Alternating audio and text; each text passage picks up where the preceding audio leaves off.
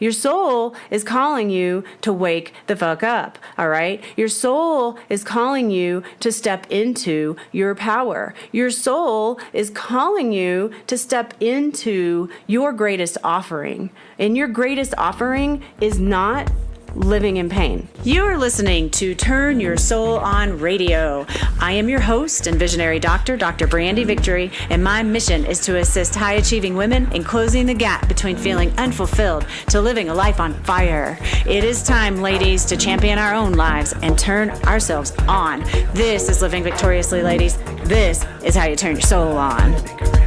Hello, beautiful. I am so grateful to be connecting with you in this way. Thank you for being here.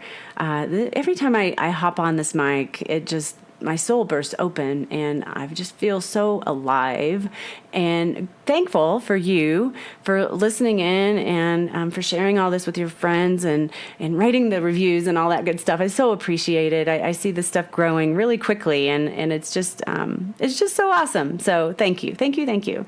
And I'm also feeling so much gratitude for the guidance that's coming into my life right now. Like I'm always getting guidance, as we all are. We all have guidance that's coming in for us. And for most of us, especially me, I can very easily lose myself in the busyness. I get all caught up. I wake up at 4:30 with my head spinning and I have to get right to work. And, it's just kind of how it's been. I do feel like I'm on the other side of that, though. Thank goodness. I feel like that little lotus flower that's been pushing herself up through the muck finally has sunshine shining on her face. So I am so grateful to have everything kind of structured and the website developed and my programs reformatted and all that good stuff. And I feel like I'm all on the other side doing the fine tuning now. So it's giving me more time to step back and dive back into my spiritual practice and to really question my direction, to really make sure that I am in integrity with what my highest purpose is. And the only way I really know how to do that is to sit in meditation and to ask, what is my soul calling forth today? And, I invite you to do the same. Like, ask yourself, what is your soul calling forth for you to do today? I'm pretty much can tell you our souls are calling us forth to just wake the fuck up, all right?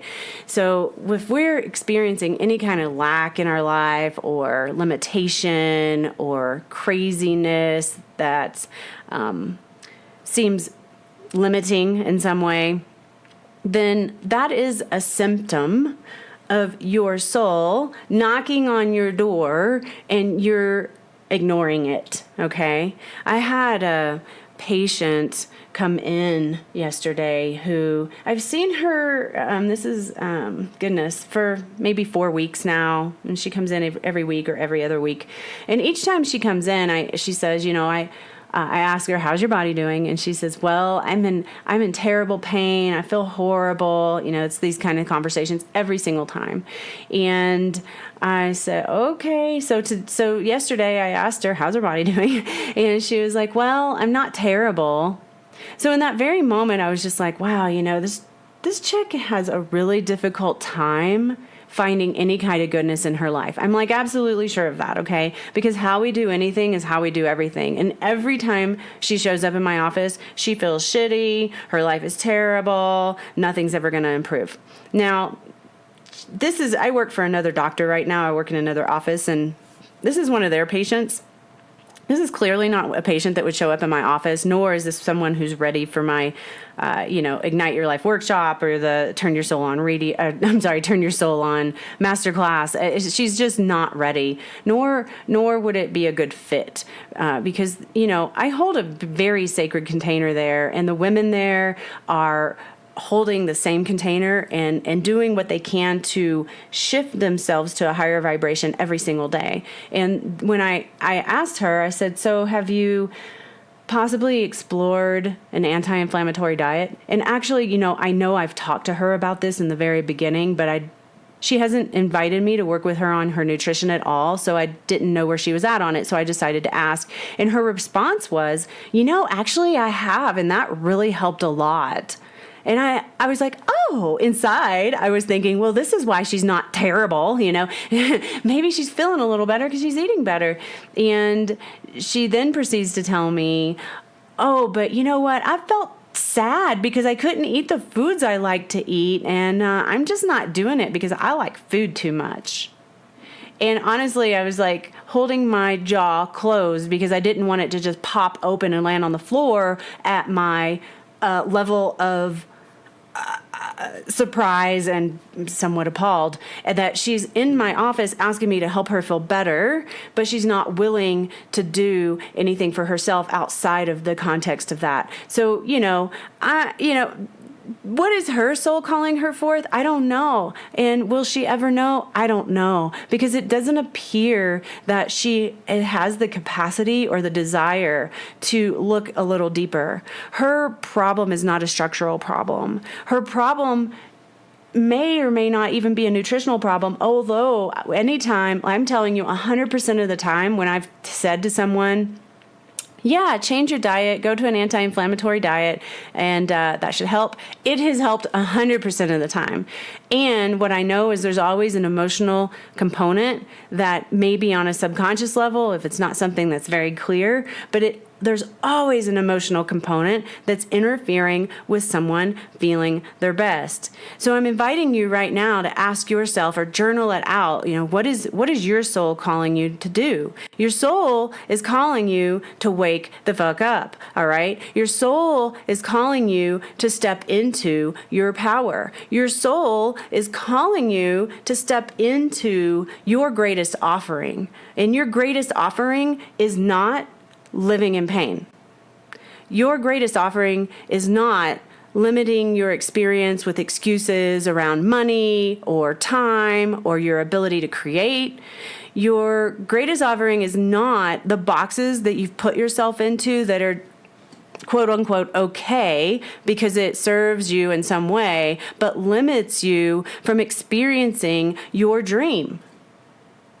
You have the absolute ability and right to create whatever you desire to create in your life. So you've got to get in touch with that, and then you got to honor that. That's the only way. And honoring that is what keeps us on the path of well-being. And being on the path of well-being is what keeps us out of pain, out of suffering, out of the limitations. Now, I absolutely believe that suffering is part of our experience here. It's how we grow in this three-dimensional reality.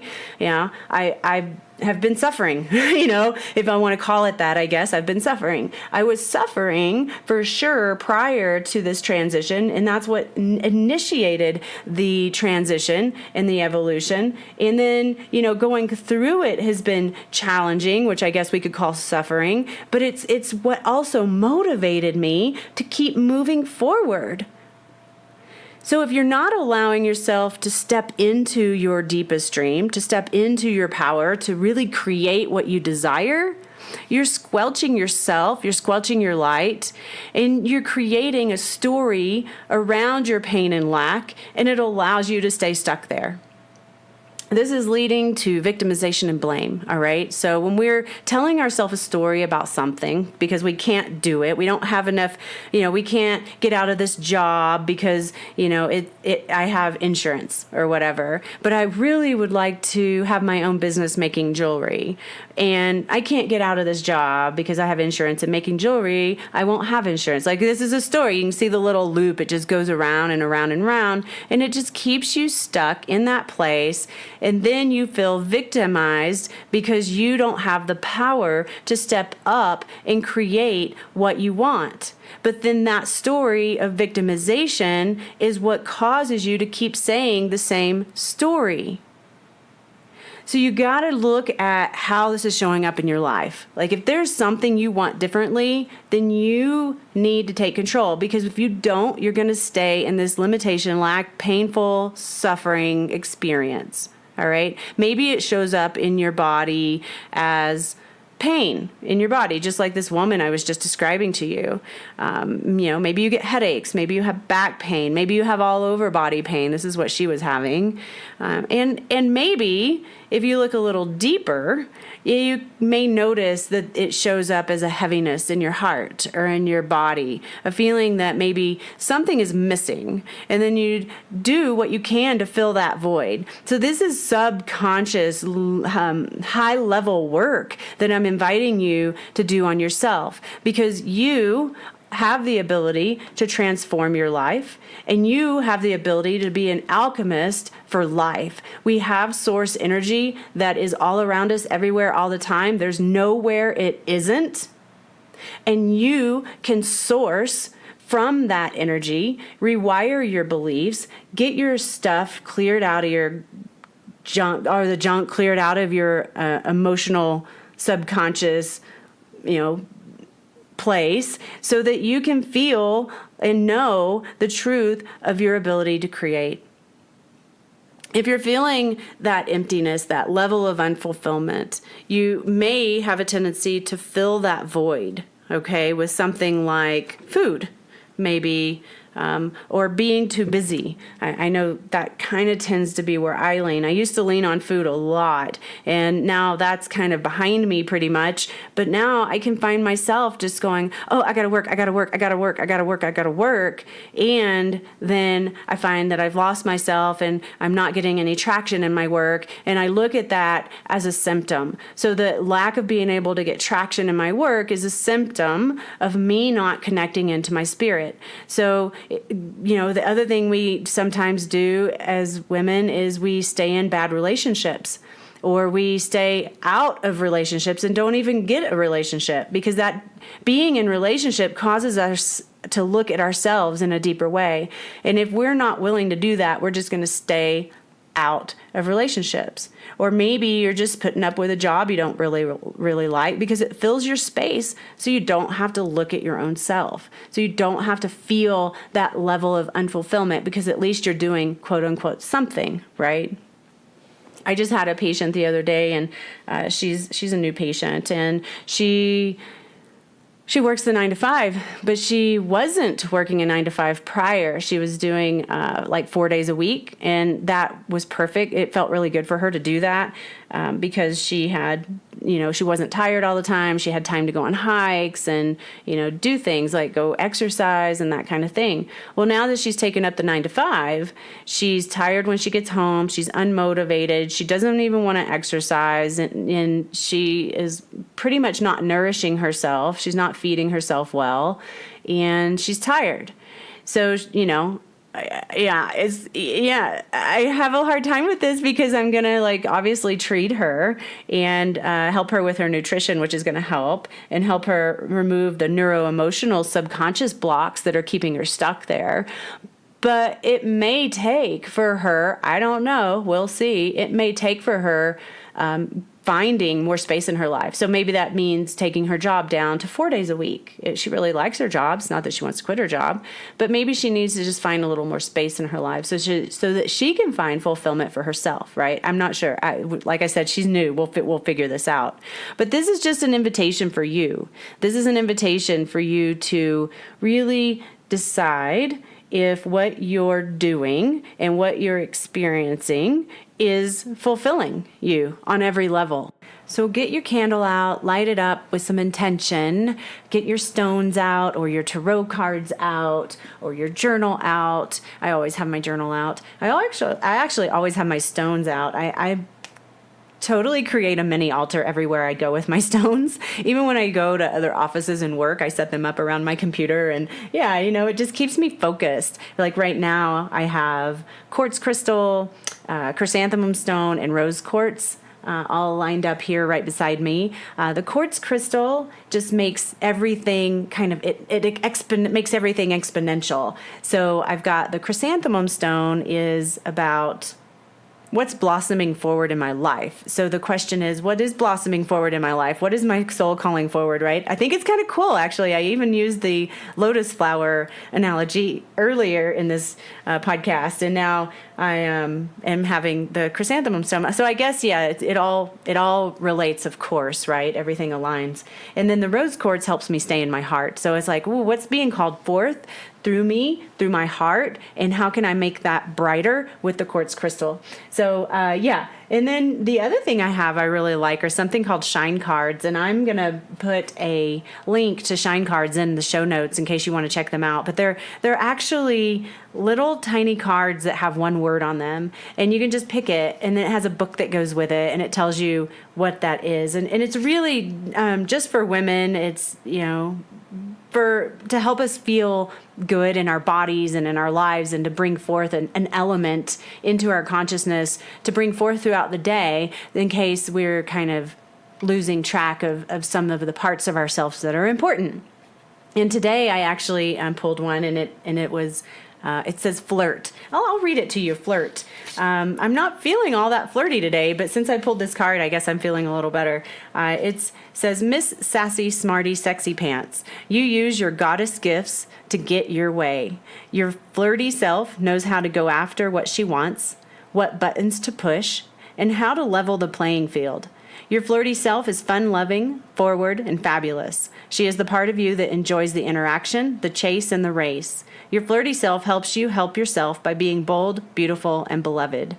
And, okay, all right, maybe I'm not feeling so flirty, but I can use this to bring forward my fun-loving self, right? And so I pulled that card and came right over here, and I hope that this convo is fun-loving and inspiring, and maybe me even just saying, reading this to you, you're feeling a little more flirty in your world. I know when we're not feeling certain ways and we're asked to call forth those feelings, that it can be very challenging, but it can be very healing. This is the reason why I go to my sensual dance class, because it always asks me to call forth something within myself that I want to stay cloaked or hidden or unrevealed, and there's no hiding from it. I just want to okay, I'm going to make myself reveal this to myself and to these other women holding space for me right now.